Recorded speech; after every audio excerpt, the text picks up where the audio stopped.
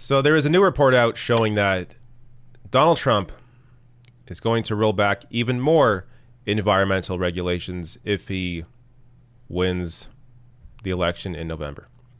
So right now you have Andrew Wheeler as the EPA chief. He's a former coal lobbyist. And the EPA has already reversed more than 100 major environmental protections. First, just to give you the top line here from CNBC, Trump will roll back more environmental regulations if reelected, says EPA chief. So Andrew Wheeler himself said this. It's not like this is not some investigative piece even. This is just the campaign is saying, yeah, if Trump wins, we're going to roll back even more environmental regulations. Now, to give you an idea of what they've done so far,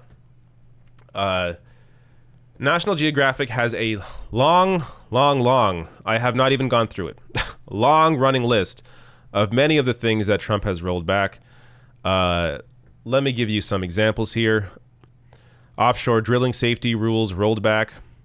The Trump administration announced they will roll back some safety measures that regulate offshore drilling operations. So that's one.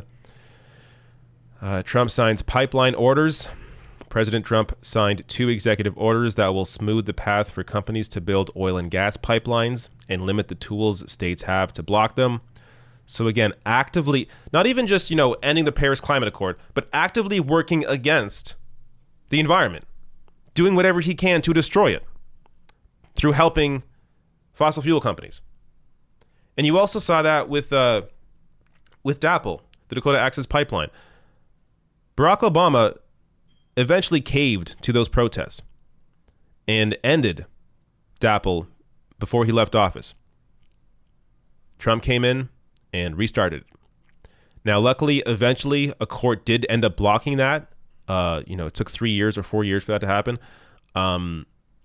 But they continued production over the past several years. And this is the kind of thing you have to think about when it comes to the future here, because it's one thing if Trump put a pause on policy, on reality, and there was no progress and nothing taken away, but it's not simply a pause. We have been caused to refight fights that we already won years ago because Trump has reversed in various different ways. So environmental policy, of course, being a major one. I can scroll here forever. Trump greenlights Keystone XL pipeline. Like, we could just oil and gas companies get access to sage grouse habitat. Yeah. So we can just keep going on here. I will link so when I cut this out of the live stream, I'll link to all this below the video.